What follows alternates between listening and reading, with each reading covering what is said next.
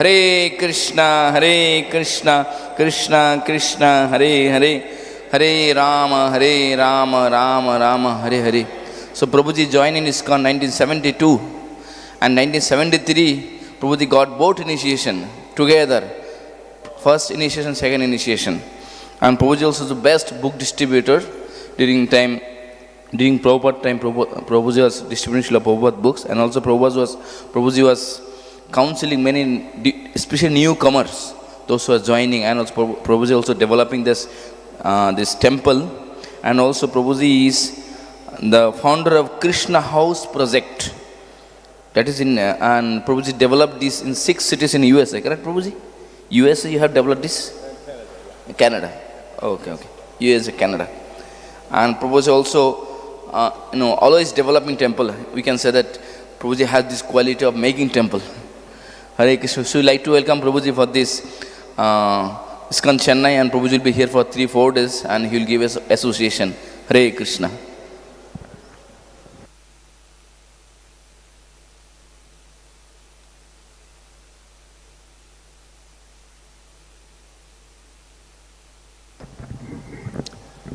Thank you very much, Prabhuji. I'd like to introduce Nimai Pandit, who's one of the graduates of our Krishna House in USA, teaching in Bangalore. Thank you for coming.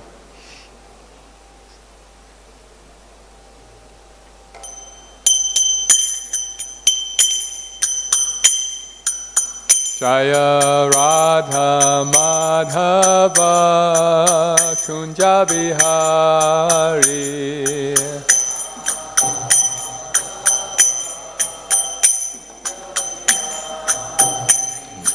Jaya Radha Madhava Kunja Bihari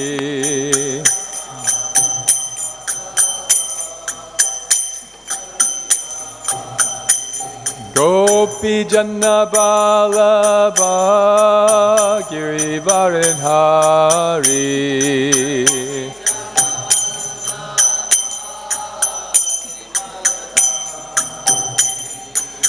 Gopi Janna Vallabha Girivaridhari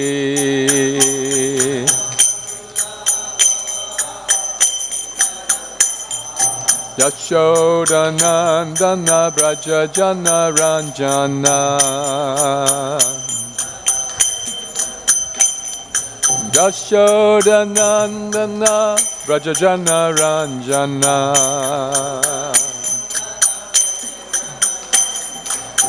Jamuna Tira Vanachari Jamuna Tira Vanachari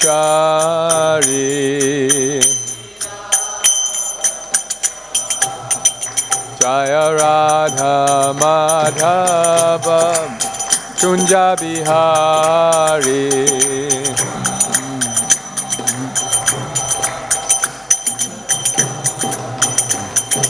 Gopi Janna Vallabha Girivaridhari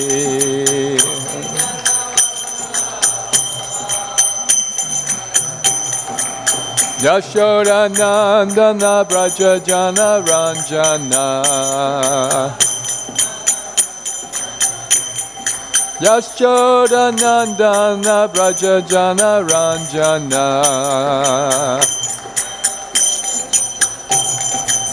Jamuna Tira Vanachari Jamuna Tira Vanachari Jaya Radha Madhava Kunja Bihari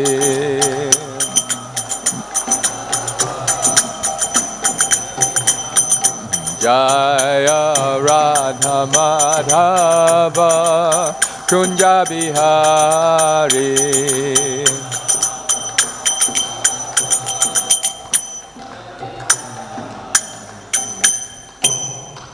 Jaya Om Vishnupad Paramahamsa Bodhiraja Acharya Dhṛtarāṣṭra Shishimad, His Divine Grace A.C. Bhaktivedanta Swami Srila Prabhupada ki jai.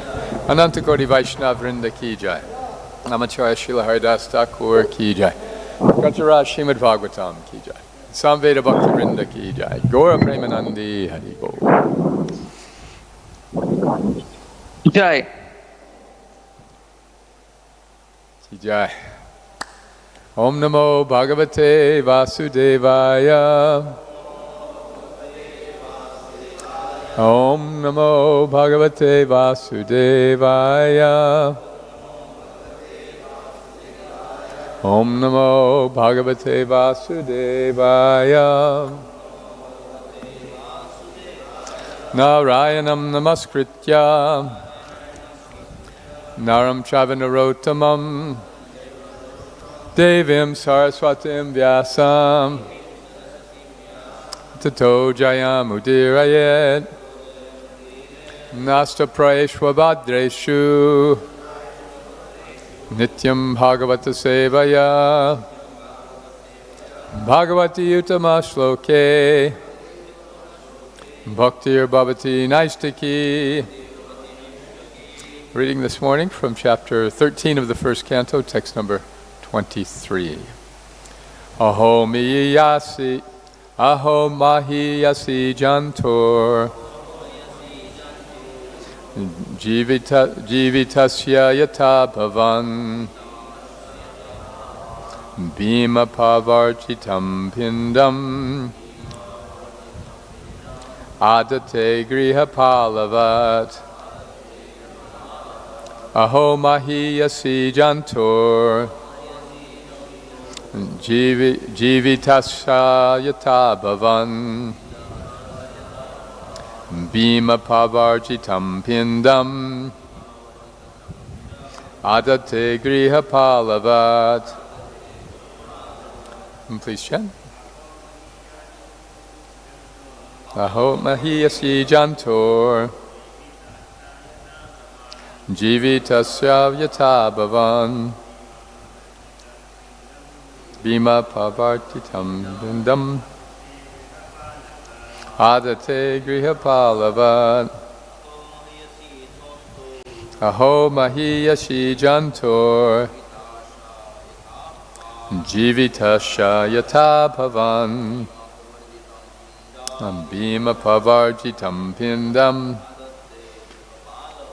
Ādatte gṛha-pālavat.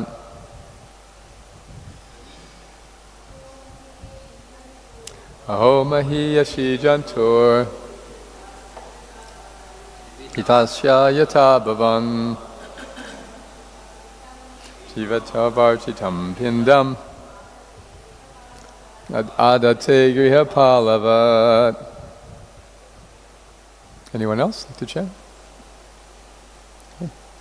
Aho, alas, mahīyasī, powerful, jantor of the living beings, jīvita-āśā, hope for life, yathā, as much as, bhavān, you are, Bhīma, of Bhīmasena, a brother of Yudhiṣṭhira's. Apavarjitam, remnants, piṇḍam, foodstuff, ādatte, eaten by, gṛha-pālavat, a household dog. Translation. Alas, how powerful are the hopes of a living being to continue his life. Verily, you are just like a household dog and are eating remnants of food given by Bhīma. Please repeat. Alas, how powerful are the hopes of a living being to continue his life. Verily, you are living just like a household dog and are eating remnants of food given by Bhīma. Purport. A sādhu should never flatter kings or rich men to live comfortably at their cost. A sādhu is to speak to the householders about the naked truth of life so that they may come to their senses about the precarious life in material existence. Dhritarashtra is a typical example of an attached old man in household life. He had become a pauper in the true sense, yet he wanted to live comfortably in the house of the Pāṇḍavas, of whom Bhīma especially is mentioned because he personally killed the two prominent sons of Dhritarashtra, namely Duryodhana and Duḥśāsana. These two sons were very much dear to him for their notorious and nefarious activities. And Bhīma is particularly pointed out because he killed these two pet sons. Why was Dhritarashtra living there in the house of the Pāṇḍavas? Because he wanted to continue his life comfortably, even at the risk of all humiliation. Vidura, therefore, was astonished how powerful is the urge to continue life. This sense of continuing one's life indicates that a living being is eternally a living entity and does not want to change his bodily habitation. The foolish man does not know that a particular term of bodily existence is awarded to him to undergo a term of imprisonment, and the human body is awarded after many, many births and deaths as a chance for self-realization to go back home, back to Godhead. But persons like Dhritarashtra tried to make plans to live there in a comfortable position with profit and interest, for they do not see things as they are. Dhritarashtra is blind and continues to hope to live comfortably in the midst of all kinds of reverses of life. A sadhu like Vidura is meant to awaken such blind persons and thus help them to go back to Godhead, where life is eternal. Once going there, no one wants to come back to this material world of miseries. We can just imagine how responsible a task is entrusted to a sadhu like Mahātmā Vidura. Srila Prabhupada ki jai.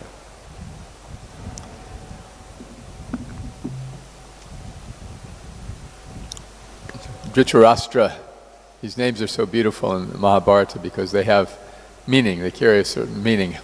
So Dhritarashtra. Oh, we're going to check. Oh, so slow. Some of the soul, you have to keep some gap. Okay. So that he can translate it. Gotcha. Okay.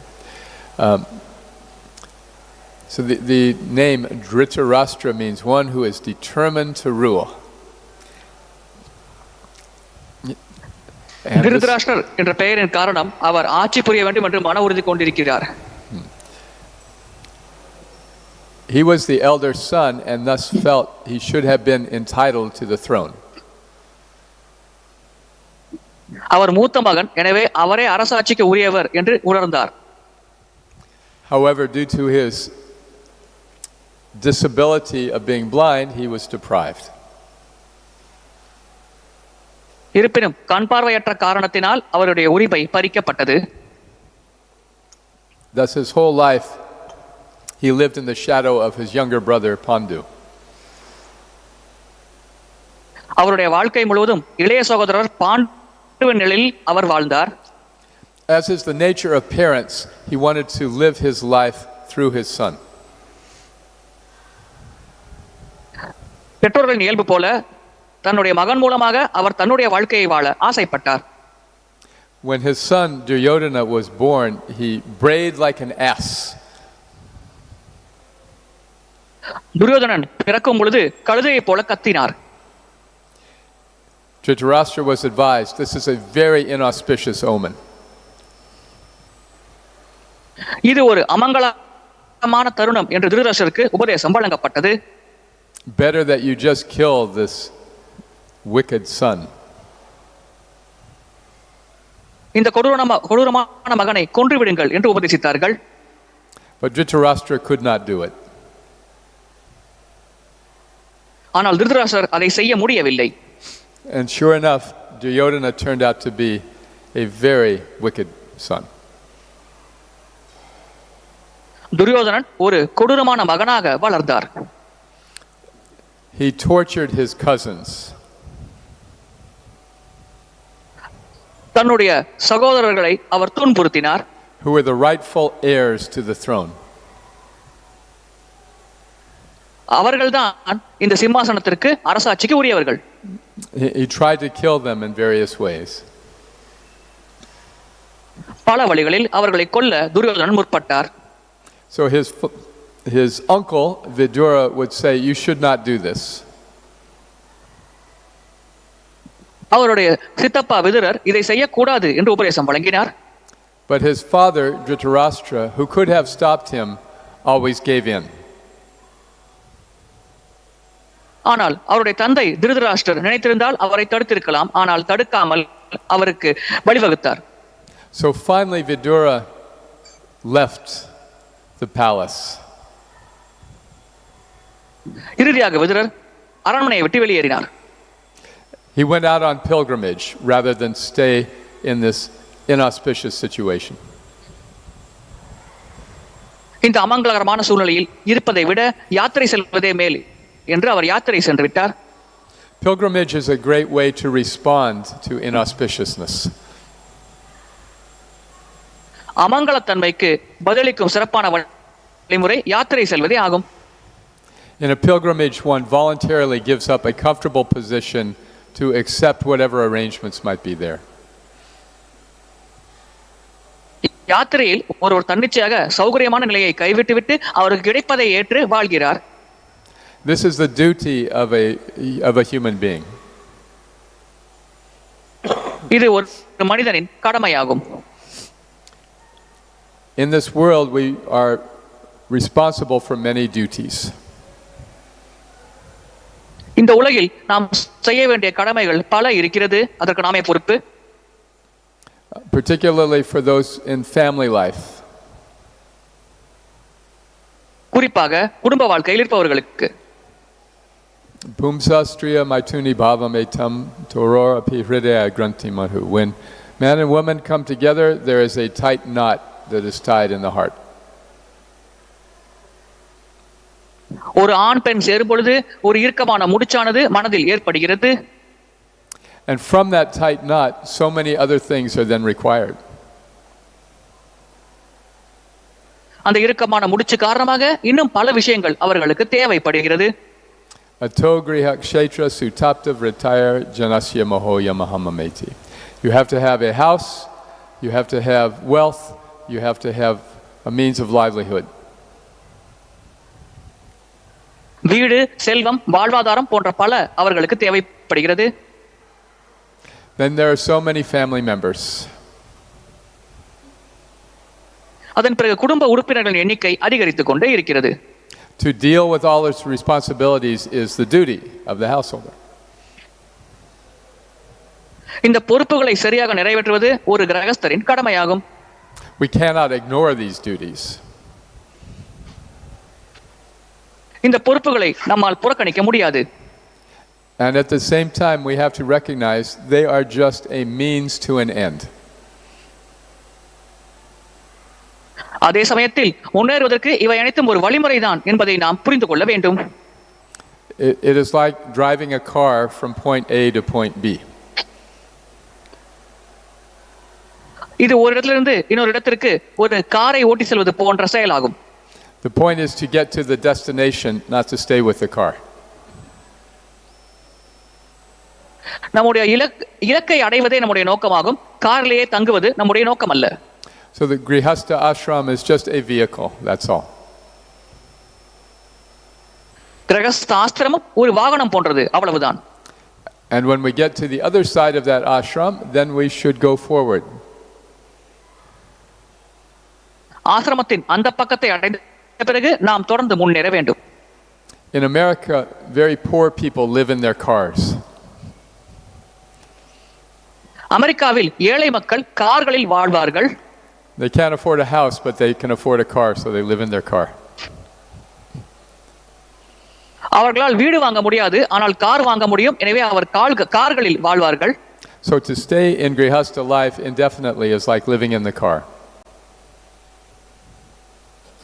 கிரகஸ்த வாழ்க்கையில் முடிவில்லாமல் தங்குவது என்பது ஒரு காரில் வசிப்பது போன்ற செயல்பாடாகும். Our life is meant for a higher purpose. நம்முடைய வாழ்க்கையின் நோக்கம் மிக மிக உயர்வானது. Our life is meant for a bigger destination. பெரிய இலக்கை அடைவதற்கே நம்முடைய வாழ்க்கை நமக்கு வழங்கப்பட்டிருக்கிறது.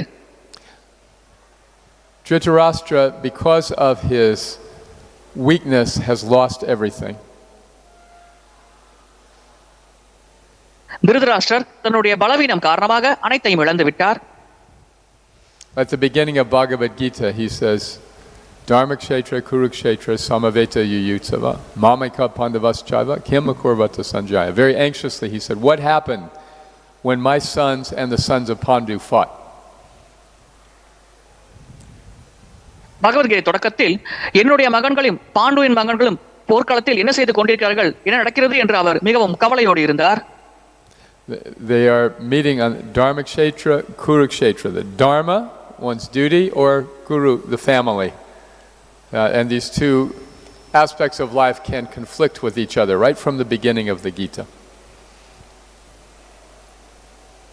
தர்மக்ஷேத்திரம் குருக்ஷேத்திரத்தில் அவர்கள் சந்திக்கிறார்கள். ஒரு பக்கம் தர்மம், ஒரு பக்கம் குடும்பம், இவை இரண்டும் இருக்கிறது. எப்பொழுதும் வாழ்க்கையில் இந்த இரண்டுக்கும் இடையில் மோதல்கள் ஏற்படலாம். Dhritarashṭra was anxious because he knew that his family was meeting on the field of Dharma. தன்னுடைய குடும்பம் தர்மக்ஷேத்திரத்தில் எதிரெதிர் பக்கம் நிற்கிறது என்பதை திருதராஷ்டிரர் அறிந்த காரணத்தினால் கவலை கொண்டார். Dhritarashṭra could have stopped this war many times. Dhritarashtra நினைத்திருந்தால் பல தருணங்களில் இந்த போரை நிறுத்தி இருக்கலாம். Krishna even came to him and revealed partially his universal form. கிருஷ்ணரே திருதராஷ்டிரர் முன் வந்து தன்னுடைய விஸ்வரூபத்தை ஒரு பகுதி மட்டும் வெளிப்படுத்தினார். Although Dhritarashṭra was blind, he was able to see this form of Krishna. Dhritarashtra கண் பார்வையற்றவாக இருந்தால் கூட கிருஷ்ணரின் இந்த வடிவத்தை அவரால் பார்க்க முடிந்தது. And still he wouldn't stop the fight. இருப்பினும் அவர் அந்த போரை நிறுத்தவில்லை. His son Duryodhana also saw this same universal form of Krishna. அவருடைய மகன் துரியோதனனும் கிருஷ்ணனின் விஸ்வரூபத்தை பார்த்தார். And he thought, oh, this is just some mystic trick by Krishna. இதை பார்த்தவுடன் இது கிருஷ்ணருடைய மாய வேலை என்று Duryodhanan சிந்தித்தார். I don't have to take it seriously. இதை நான் பெரிதாக பொருட்படுத்த தேவையில்லை என்று அவர் கருதினார். And he insisted, Father, no, we have to fight, we have to kill the Pāṇḍavas. போர் நடந்தாக வேண்டும், பாண்டவர்கள் கொல்லப்பட வேண்டும் என்று தொடர்ந்து துரியோதனன் திருதராஷ்டிரருக்கு வலியுறுத்தினார். The Pāṇḍavas were so very reasonable. பாண்டவர்கள் மிகவும் நியாயமானவர்களாக இருந்தார்கள். They just said, give us 5 villages. 5 கிராமங்கள் மட்டும் எங்களுக்கு தாருங்கள் என்று அவர்கள் கேட்டார்கள். You can have the rest of the world. உலகத்தின் மீத பகுதி முழுவதும் நீங்கள் ஆட்சி புரியலாம் என்று கூறினார்கள். We're Kshatriyas, we have to have something to rule. க்ஷத்ரியராக நாங்கள் ஆட்சி புரிவது எங்கள் தர்மமாகும் என்று கூறினார்கள். But that was not good enough for Duryodhana. ஆனால் துரியோதனன் இதை ஏற்றுக்கொள்ளவில்லை. As a result of his stubbornness, Duryodhana was killed. அவருடைய பிடிவாதம் காரணமாக துரியோதனன் கொல்லப்பட்டார். He and his brothers were all killed by Bhīma. Duryodhanan மற்றும் அவருடைய சகோதரர்கள் அனைவரும் பீமனால் கொல்லப்பட்டார்கள். Duryodhana arranged a crooked gambling match. ஒரு குறுக்கு புத்தியுள்ள சூதாட்ட போட்டியை துரியோதனன் ஏற்பாடு செய்தார். And the Pāṇḍavas lost everything. அதில் பாண்டவர்கள் அனைத்தையும் இழந்தார்கள். Duryodhana's brother Duḥśāsana was told to bring the Pāṇḍavas' wife to the assembly, Draupadi. பாண்டவர்கள் மனைவி திரௌபதியை அரசபைக்கு இழுத்து வருமாறு துஷாசனனுக்கு கட்டளையிடப்பட்டது. And Duryodhana said, now she is our property, take off her clothes. Duryodhanan கூறினான், அவள் இப்பொழுது நம் சொத்து, அவளுடைய ஆடையை களையுங்கள் என்று கூறினார். Draupadi surrendered to Krishna and was protected. Draupadi கிருஷ்ணரிடம் சரணடைந்தார், பாதுகாக்கப்பட்டார். But at that time, Bhīma took a vow. அப்பொழுது பீமசேனன் ஒரு உறுதிமொழி ஏற்றார். He said, this Duḥśāsana who has touched my wife will die at my hand. என்னுடைய மனைவியை தீண்டிய இந்த துச்சாசனன் என்னுடைய கைகளால் கொல்லப்படுவார் என்று கூறினார். I will pull off this arm that has touched her and drink his blood. அவருடைய கைகளை இரண்டாக பிரித்து அவருடைய ரத்தத்தை நான் பருகுவேன் என்று பீமன் சபதம் எடுத்தார். So Dhritarashtra knew that his sons were in danger. தன்னுடைய மகன்களுக்கு ஆபத்து இருக்கிறது என்று திருதராஷ்டிரர் அறிந்திருந்தார். He knew that Bhīma was very strong. Bheeman மிக மிக பலசாலி என்று அவருக்கு தெரியும். He could have stopped the fight. அவர் நினைத்திருந்தால் போரை நிறுத்தி இருக்கலாம். But he was too weak to stand up to his son. ஆனால் தன்னுடைய மகனை எதிர்த்து பேசுவதில் திருதராஷ்டிரர் பலவீனமானவராக இருந்தார்.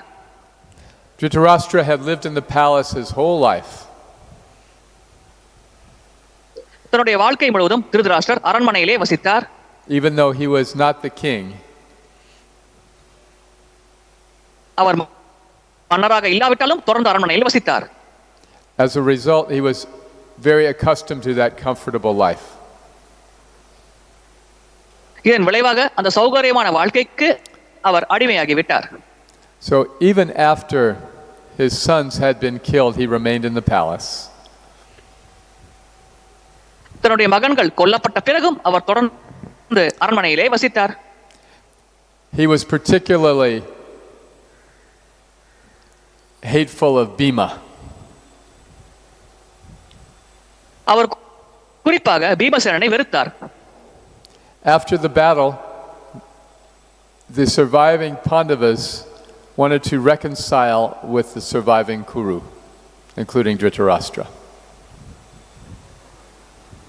போருக்கு பிறகு மீதம் இருக்கும் பாண்டவர்கள் குரு வம்சத்தில் மீதம் இருப்பவரோடு சமாதானம் மேற்கொள்ள வேண்டும் என்று ஆசைப்பட்டார்கள். இதில் Dhritarashtra உட்படுவார். They said, the battle has been settled, let us reconcile and go forward.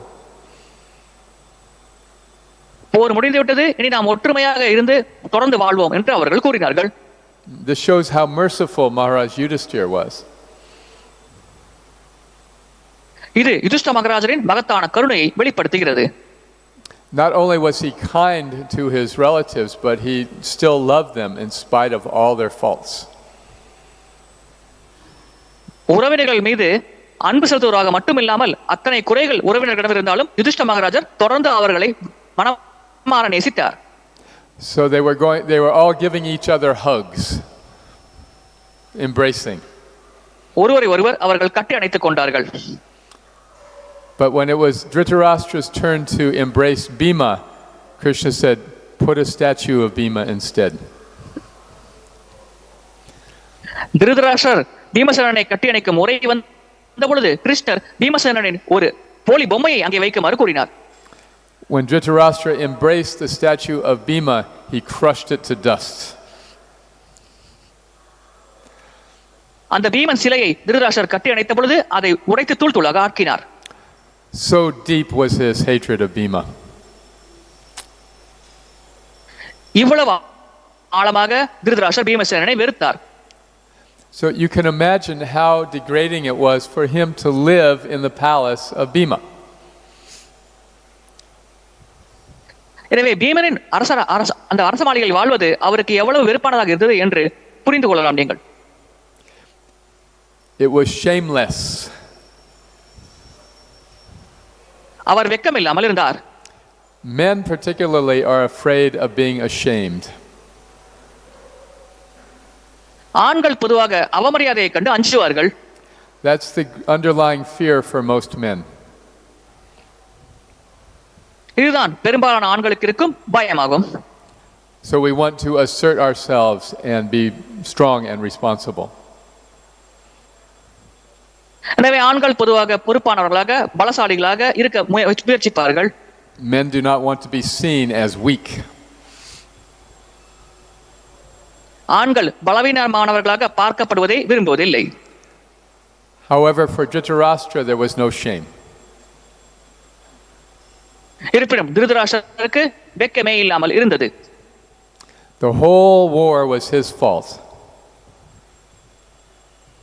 மொத்த போரும் அவருடைய குற்றம்தான். And yet he remained in the palace. இருப்பினும் அவர் தொடர்ந்து அரண்மனையில் வசித்தார். Because it was too uncomfortable for him to leave. ஏனென்றால் அரண்மனையை விட்டு வெளியேறுவது அவருக்கு மிகவும் அசௌகரியமானதாக இருந்தது. He exchanged shame for comfort. சௌகரியத்துக்கு பதிலாக சுயமரியாதை வெட்கத்தை அவர் மாற்றிக்கொண்டார். His younger brother Vidura also could not be the king. அவருடைய இளைய சகோதரர் விதுரரும் மன்னராக இருக்க முடியாது. Because he was born from a Sudrani, a maidservant in the palace. ஏனென்றால் அவர் சூத்ராணி அந்த அரண்மனையில் இருக்கும் வேலைக்காரிக்கு மகனாக பிறந்தவர். But the Sudrani was very pure-hearted. ஆனால் அந்த சூத்ராணி தூய மனம் கொண்டவர். So Vidura was very pure-hearted by nature. இதனால் விதுரர் இயல்பாகவே தூய மனம் கொண்டவராக இருந்தார். So he renounced the palace and went on pilgrimage. அவர் அரண்மனை வாழ்க்கையை துறந்து யாத்திரை சென்றார். He gave up the comforts of the palace to live a very simple life as a pilgrim. அரண்மனை சௌகரியத்தை புறந்தள்ளிவிட்டு யாத்திரையில் ஒரு எளிமையான வாழ்க்கையை அவர் வாழ்ந்தார். And he lived that way for many, many years. அவ்விதமாக அவர் பல ஆண்டு காலம் வாழ்ந்தார். Finally, out of his love for his elder brother, he came back to the palace. இறுதியாக தன்னுடைய மூத்த சகோதரர் மீது கொண்டிருக்கும் பாசம் காரணமாக அவர் மீண்டும் அரண்மனைக்கு திரும்பினார்.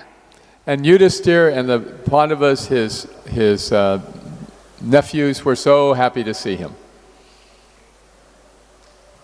அவருடைய மருமகன்கள் யுதிஷ்டிரர் மற்றும் பாண்டவர்கள் இவரை பார்ப்பதில் மிகுந்த மகிழ்ச்சி அடைந்தார்கள். It was like somebody coming back from the dead. யாரோ ஒருவர் மரணத்திலிருந்து மீண்டும் வருவது போல அவர்கள் உணர்ந்தார்கள். When Vidura was traveling, he was not keeping touch by Facebook. விதுரர் பயணித்த பொழுது அவர் ஃபேஸ்புக்கை தொடவில்லை. Nobody knew where he was. அப்பொழுது விதுரர் எங்கிருந்தார் என்று யாருக்கும் தெரியாது. So when he came back, everyone was so happy. எனவே அவர் திரும்பி வந்ததும் அனைவரும் மிகுந்த மகிழ்ச்சி அடைந்தார்கள். You know, the first canto is largely about Maharaj Yudhiṣṭhira. முதல் ஸ்கந்தத்தில் பெரும்பாலாக யுதிஷ்டிர மகாராஜரை பற்றி விளக்கப்பட்டுள்ளது. And most of the time Yudhiṣṭhira, although he's so good-hearted, he's suffering and he's unhappy. Yudhishthira மகாராஜர் நல்ல மனம் படைத்தவராக இருந்தால் கூட பெரும்பாலான சமயத்தில் அவர் மிகுந்த துயரத்தை எதிர்கொள்ள வேண்டியிருந்தது, மகிழ்ச்சி இல்லாத நிலையில் இருக்க வேண்டியிருந்தது. Can anyone remember some examples from the first canto when Yudhiṣṭhira is unhappy? யுதிஷ்டிரர் மகிழ்ச்சி இல்லாத தருணத்தை பற்றிய உதாரணங்கள் முதல் ஸ்கந்தத்திலிருந்து யாருக்காவது நினைவு இருக்கிறதா? Anybody?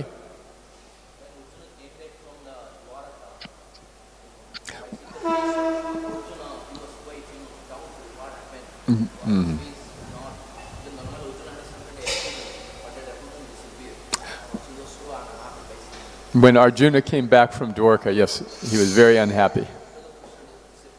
Yes, because Krishna had disappeared. Yes, that was the biggest unhappiness. There were others also. Can you remember? How did Yudhiṣṭhira feel after the battle? Oh, I'm sorry, I did not translate.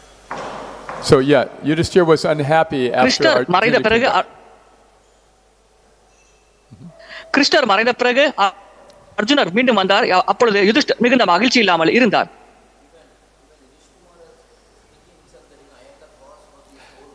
Yes, Yudhiṣṭhira was thinking this whole battle is my fault. இந்த மொத்த யுத்தமும் என்னுடைய குற்றமே என்று யுதிஷ்டிரர் சிந்தித்தார். So Bhīma instructed him. எனவே பீஷ்மதேவர் அவருக்கு உபதேசம் வழங்கினார். There's only one chapter in the first canto where Yudhiṣṭhira is happy. முதல் ஸ்கந்தத்தில் ஒரே ஒரு அத்தியாயத்தில் மட்டுமே யுதிஷ்டிர மகாராஜர் மகிழ்ச்சியாக இருக்கிறார். Can anyone remember which chapter this is? or what made him happy? யாருக்காவது அது நினைவு இருக்கிறதா? Yes, the birth of Maharaj Parikshit. அது பரிச்சித் மகாராஜரின் பிறப்பாகும். He had a wonderful grandson.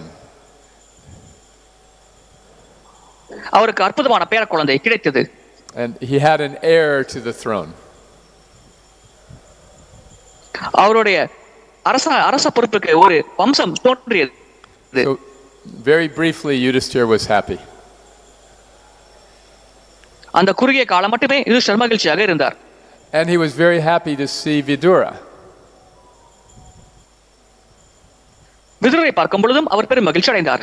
At the beginning of this chapter. இது இந்த அத்தியாயத்தின் தொடக்கத்தில் நடக்கும். So, in the first half of this chapter, he's happy, but in the second half, we'll see. இந்த அத்தியாயத்தின் முதல் பாதி பகுதியில் அவர் மகிழ்ச்சியாக இருக்கிறார். இரண்டாவது பாதி பகுதியை இப்பொழுது பார்ப்போம். Vidura knows that Krishna has left this world. கிருஷ்ணர் உலகை விட்டு மறைந்து விட்டார் என்று விதுரருக்கு நன்றாக தெரியும். But he doesn't want to tell Yudhiṣṭhira. ஆனால் இதை யுதிஷ்டிர மகாராஜருக்கு அவர் தெரிவிக்க விரும்பவில்லை. He figured he will find out soon enough this bad news. வெகு விரைவில் இந்த கெட்ட செய்தியை யுதிஷ்டிர மகாராஜரே கண்டறிவார் என்று அவர் உணர்ந்தார். It is said that bad news runs around the world while good news is still lacing its shoes. கெட்ட செய்தி தீ போல உலகத்தில் பரவும், ஆனால் நல்ல செய்தியானது காலடியிலே இருக்கும் என்று கூறப்பட்டுள்ளது. Vidura's purpose in coming was just to help his older brother. விதுரர் இங்கே வந்ததற்கான நோக்கம் தன்னுடைய மூத்த சகோதரருக்கு உதவி செய்வதே ஆகும். So he's speaking these very harsh words. எனவே மிகவும் கடுமையான வார்த்தைகளை அவர் பயன்படுத்துகிறார். He says you're living like a dog in the palace. இந்த அரண்மனையில் ஒரு நாயை போல நீங்கள் வாழ்கிறீர்கள் என்று அவர் கூறினார். You're eating the remnants of Bhima's food, the same Bhīma who killed your sons. எந்த பீமன் உங்களுடைய மகன்களை கொலை செய்தாரோ அந்த பீமன் உண்ட உணவின் மீதத்தை நீங்கள் உண்டு கொண்டிருக்கிறீர்கள் என்று கூறினார். And you don't even care. அதை பற்றி நீங்கள் கவலைப்படவே இல்லை. Vidura is asking how amazing it is that people will live in humiliation just to remain comfortable. விதுரர் கேட்கிறார், சௌகரியமாக வாழ்வதற்காக மிகுந்த அவமரியாதையை கூட மக்கள் பொறுத்துக் கொள்கிறார்களே, இது எத்தனை ஆச்சரியப்படக்கூடிய விஷயம் என்று கூறினார். And Srila Prabhupada writes that this is the nature of the living being. இதுதான் உயிர்வாளியின் இயல்பு என்று பிரபுபாதர் எழுதுகிறார். It's proof that we are eternal. நாம் நித்தியமானவர்கள் என்று நிரூபிக்கப்பட்டது. Because we want to keep living. ஏனென்றால் நாம் தொடர்ந்து வாழவே ஆசைப்படுகிறோம். Even if our situation is miserable. சூழ்நிலை மோசமானதாக இருந்தால் கூட தொடர்ந்து வாழவே நாம் ஆசைப்படுகிறோம். Vidura does not have any time to waste. விதுரருக்கு விரயம் செய்ய கால அவகாசம் இல்லை. So as soon as he is away from Yudhiṣṭhira, he speaks to Dhritarashṭra. Yudhishthira மகாராஜரை விட்டு நீங்கிய உடனேயே அவர் திருதராஷ்டிரிடம் உரையாடுகிறார். He doesn't want Yudhiṣṭhira to know what he's doing. அவர் செய்யும் செயல் யுதிஷ்டிர மகாராஜர் அறியக்கூடாது என்று அவர் நினைத்தார். Vidura has always told his brother the truth. விதுரர் தன்னுடைய சகோதரரிடம் எப்பொழுதுமே உண்மையே கூறியிருக்கிறார். But his brother always ignored him. ஆனால் எப்பொழுதும் அவருடைய சகோதரர் இவரை புறம் தள்ளியிருக்கிறார். So because Vidura is so saintly, in spite of that, he's coming again. ஆனால் விதுரர் மிகுந்த புத்தி கூர்மையுடைய நபர் என்ற காரணத்தினால் இது நடந்தால் கூட மீண்டும் வந்து அவர் உபதேசம் தருகிறார். He immediately chastises his brother. உடனடியாக அவர் தன்னுடைய சகோதரரை கண்டிக்கிறார். And Prabhupada writes that a sadhu should never flatter kings or rich men to live comfortably at their cost. சௌகரியமாக வாழ வேண்டும் என்பதற்காக ஒரு சாது ஒரு மன்னரையோ அல்லது செல்வந்தரையோ எப்பொழுதும் புகழ்ந்து கொண்டே இருக்கக்கூடாது என்று பிரபுபாதர் கூறுகிறார். So we can see the difference between Vidura and Dhṛtarāṣṭra. விதுரருக்கும் திருதராஷ்டிரருக்கும் உள்ள வேறுபாட்டை நம்மால் பார்க்க முடிகிறது. Vidura very fearlessly left the palace. அச்சமில்லாமல் விதுரர் அரண்மனையை விட்டு வெளியேறினார். Dhṛtarāṣṭra is very fearfully staying behind. மிகுந்த அச்சத்தோடு திருதராஷ்டிரர் அரண்மனையை தங்கி இருக்கிறார். So Vidura is calling this to his attention. எனவே இந்த விஷயத்தை திருதராஷ்டிரர் கவனத்திற்கு விதுரர் கொண்டு வருகிறார். How can you live so shamelessly? எப்படி உங்களால் வெட்கமில்லாமல் இப்படி வாழ முடிகிறது? So in the Bhagavad Gita, Krishna says that speech should have three qualities: the austerity of speech, பேச்சில் தவம் என்பது மூன்று பண்புகளை கொண்டிருக்க வேண்டும் என்று பகவத்கீதையில் கிருஷ்ணர் குறிப்பிடுகிறார்.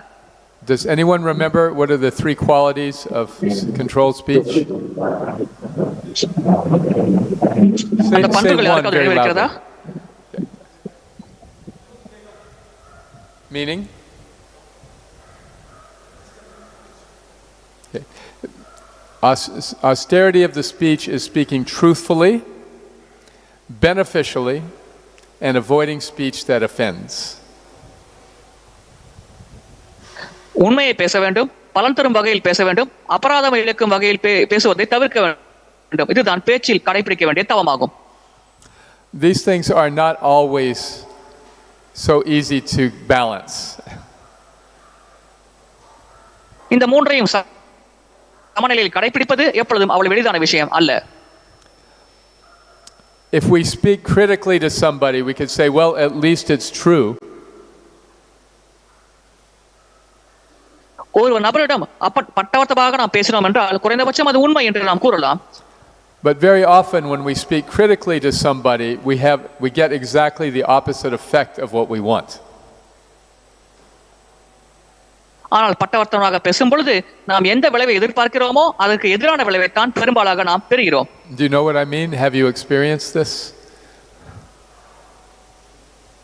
இதை நீங்கள் அனுபவித்திருக்கிறீர்களா? You criticize somebody in hopes that they will improve their behavior. ஒருவர் முன்னேற வேண்டும் என்பதற்காக நீங்கள் யாரையும் குறையை கூறினீர்கள் என்றால், And the only thing that happens is they get mad at you. நடக்கும் செயல்பாடு என்னவென்றால் அவர்கள் உங்கள் மீது கோபம் அடைவார்கள். So this is the austerity of speech. இதுதான் பேச்சில் தவத்தை கடைபிடிக்கும் முறையாகும். To be able to speak truthfully and beneficially and yet not offend. உண்மையை பேச வேண்டும், பலன் தரும் வகையில் பேச வேண்டும், அதே சமயத்தில் ஒருவர் மனம் புண்படாமல் பேச வேண்டும். Vidura could speak this way to his brother because of their relationship. விதுரர் தன்னுடைய சகோதரரோடு கொண்டிருக்கும் உறவு முறை காரணமாக இவ்விதமாக அவருடன் பேச முடிந்தது. But we should not assume we can criticize people harshly without such a relationship. ஆனால் அந்த உறவு முறை இல்லாமல் மக்களை நாம் கொடுமையான சொற்களோடு குறை கூறலாம் என்று நாம் நினைக்க கூடாது.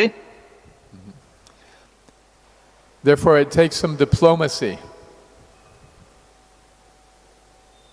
எனவே ராஜதந்திரத்தை நாம் கடைபிடிக்க வேண்டும். Not in a manipulative sense, but in a helpful sense. வார்த்தைகளை தவறாக அர்த்தம் கற்பிப்பதற்காக அதை பயன்படுத்தக்கூடாது. உதவி செய்ய வேண்டும் என்ற நோக்கத்திற்காக அதை நாம் கடைபிடிக்கலாம். So what do we do if we see somebody has a fault? ஒரு நபரிடம் குறை இருப்பதை நாம் பார்க்கும் பொழுது நாம் என்ன செய்ய வேண்டும்? How do we correct them? எப்படி அவர்களை சரி செய்ய முடியும்? May I share a technique with you? அவர்களோடு நாம் ஒரு உறவை ஏற்படுத்திக் கொள்ளலாமா? In a conversation, who is controlling the discussion? ஒரு உரையாடலில் யார் அந்த உரையாடலை கட்டுப்படுத்துகிறார்? The person who is asking the questions. கேள்வி கேட்கின்றவரே கட்டுப்படுத்துகிறார். Rather than make a statement, we can ask a question. ஒரு வாக்கியத்தை கூறுவதற்கு பதிலாக ஒரு கேள்வியாக நாம் அந்த உரையாடலை அமைக்கலாம். Rather than assuming our perception is right, we can find out what the other person thinks. நம்முடைய கண்ணோட்டம் சரியானது என்று நாம் நினைப்பதற்கு பதிலாக அடுத்த நபர் என்ன நினைக்கிறார் என்பதை நாம் கேட்டு தெரிந்து கொள்ளலாம். Vidura could have said, "So Dhritarashṭra, you're living in the palace of Bhīma. How does this feel?" விதுரர், திருதராஷ்டிரர், நீ பீமசேனரின் அரண்மனையில் வாழ்கிறாய், எப்படி உணர்கிறாய் என்று கேட்டிருக்கலாம். They had a different relationship. அவர்கள் மாறுபட்ட உறவு முறை கொண்டிருந்தார்கள். We should not assume to have such a relationship with others. அதே உறவு முறையை நாம் பிறரிடம் கடைபிடிக்கலாம் என்று நாம் நினைக்க கூடாது. Unless one is a disciple and says, "Prabhu, whatever you say, I accept." அதனால்தான் ஒரு சீடரானவர் பிரபு நீங்கள் கூறும் அனைத்தையும் நான் ஏற்கிறேன் என்று கூறுவார். Whatever you say is coming from Krishna. நீங்கள் கூறும் அனைத்தும் கிருஷ்ணனிடமிருந்து வருகிறது. Otherwise, it's better to start with a question. அவ்விதமாக இல்லாவிட்டால் கேள்வியிலிருந்து தொடங்குவதே சாலச் சிறந்தது. Our senses are imperfect. நம்முடைய புலன்கள் பக்குவமற்றது. And what we perceive to be true may not actually be true. நாம் உண்மை என்று புரிந்து கொள்ளும் விஷயங்கள் உண்மையாக இல்லாமல் இருக்கலாம்.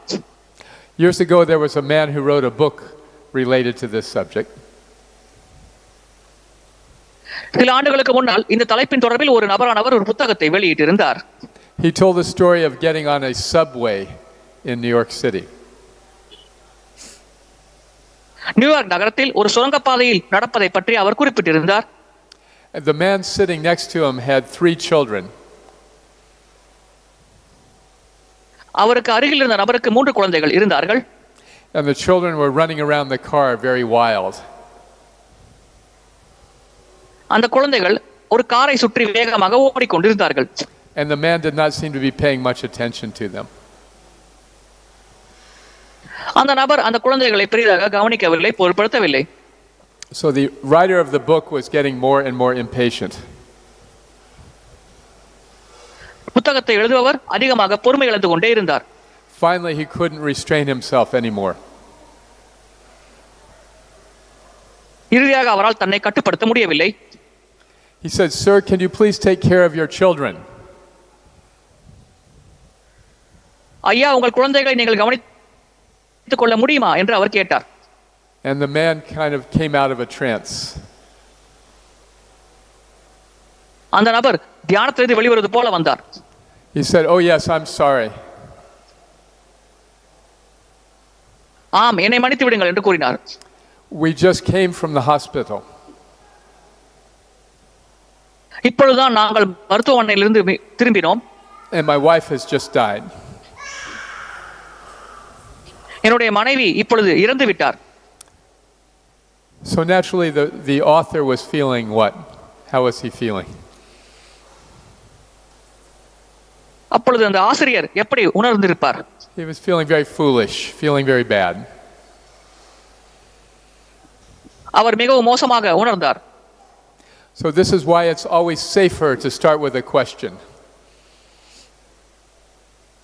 இதனால் தான் கேள்வியோடு தொடங்குவது சிறப்பானது, பாதுகாப்பானது. Yes, to make sure we have all the facts. அனைத்து உண்மைகளும் நமக்கு தெரிந்திருக்கிறது என்பதை நாம் உறுதி செய்து கொள்ளலாம். And not assume that people are going to take whatever we say as the truth. நாம் கூறும் அனைத்தும் மக்கள் உண்மை என்று ஏற்பார்கள் என்று நாமே நிர்ணயம் செய்து கொள்ளக்கூடாது. So we'll stop there. Any questions?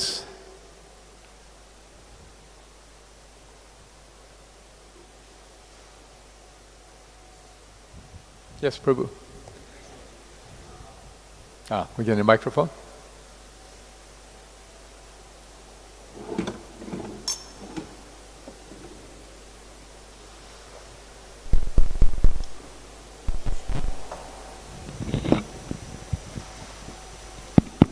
Hare Krishna.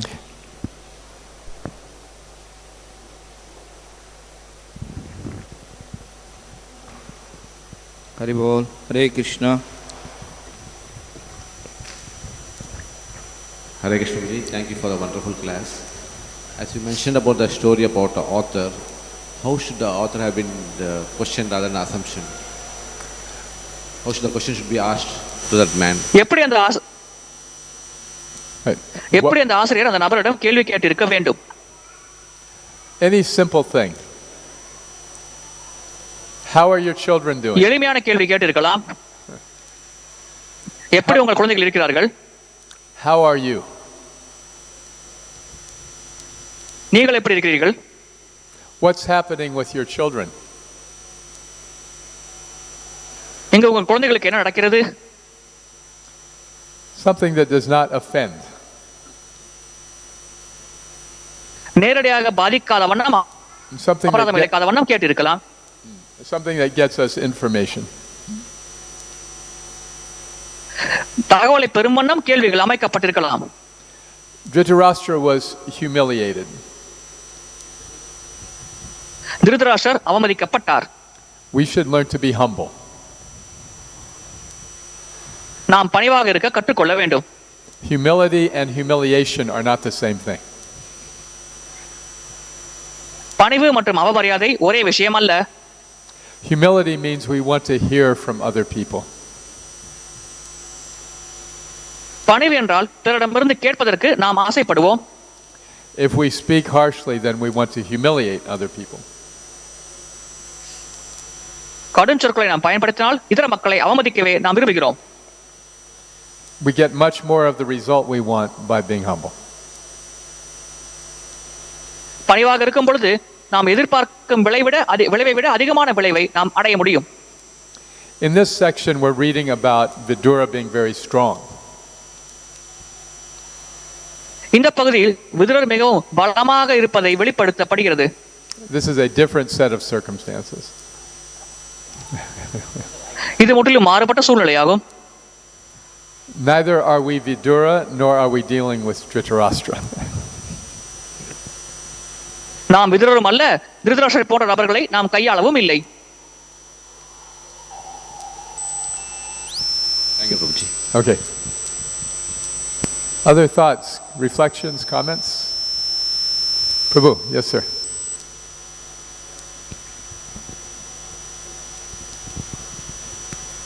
Hare Krishna. Hare Krishna, Prabhuji. Thank you for a reflective class, because you are just not narrating the incidents in Mahabharata, but also you are highlighting the points like stubbornness caused the destruction. Coming to this point of being harsh, what I understood is that it depends on the relationship and on the context. So if we see among devotees, usually context is already placed. There is a lot of assumption. When we deal with devotees, there is a lot of assumption that the knowledge is there, the practice is there behind the devotee. And so based on that assumption, sometimes we become very harsh. And because we understand that you are a devotee, I assume that you would know this. You should know better. So sometimes that harshness comes because of that, and we still may not really understand the background and what that other person is going through. Yes. Yes. Should we wait? Translate? பக்தர்களை நாம் கையாளும் பொழுது அவருக்கு இது தெரிந்திருக்கும் என்று நாம் நினைக்கிறோம். அவ்விதமாக நாம் நினைக்கும் பொழுது அவர் தவறு செய்யும் பொழுது நாம் கடும் சொற்களை பயன்படுத்த வேண்டி இருக்கிறது. அதை நாம் எப்படி கையாள முடியும்? There are two things, anusara and anuchara. Anusara அனுச்சாரா என்ற இரண்டு விஷயங்கள் இருக்கிறது. Anusara means to take the essence. Anusara என்றால் சாரத்தை எடுத்துக்கொள்வது. Anuchara means to imitate. To imitate.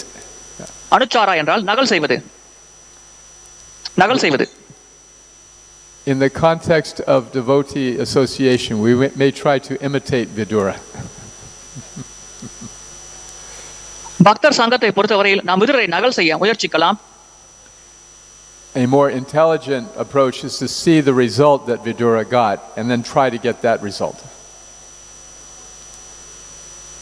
புத்தி கூர்மையுடைய அணுகுமுறை என்னவென்றால் விதுரர் அடைந்த விளைவை கவனித்து அந்த விளைவை அடைய முயற்சிப்பதே ஆகும்.